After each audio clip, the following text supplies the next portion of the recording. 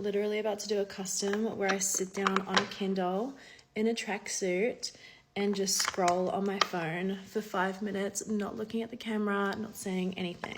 And the guy paid $500 for that. I don't know what category that falls under, but I am here for it. I've also got to go buy a Kindle. Anyway, I thought I would share some downsides to the industry while I do my makeup. I'll start by saying this industry is mother effing risky. You are literally meeting up with strangers you don't know. There are so many safety measures you can take and put in place, but at the end of the day, you don't know this person. They could one day just decide to break down and take it out on you. Every day I do this work, I'm thinking, well, is today the day? Like, something could happen. It's like, even with your regulars, they start to get to know you more. They start to push boundaries, or they get too obsessive with you. Like, no one is safe no matter what you do.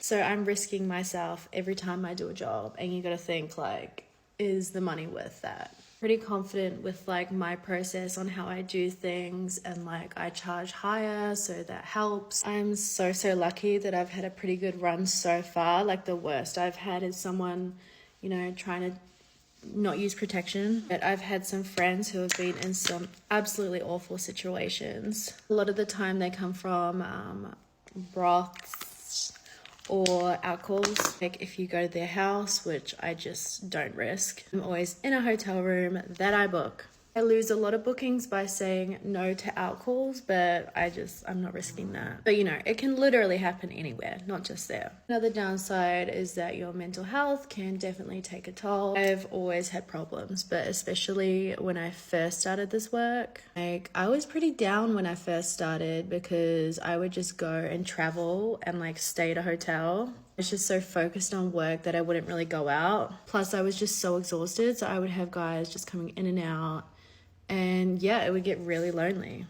It was actually pretty toxic if I think about it. Just one after the other, and had no plans to go out or do anything. Also with mental health in my industry, especially content creation, I feel a lot of girls compare themselves. They see someone doing so well and they wish they had that too. Everyone is at different walks of life, and you don't know what people have had to go through to get to that point.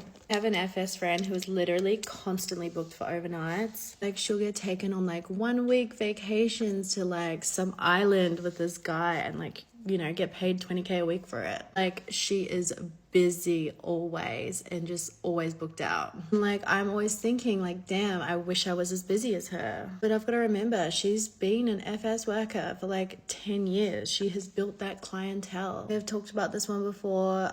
It would definitely affect your relationships. If family stop talking to me, or just act differently around me because of what I do.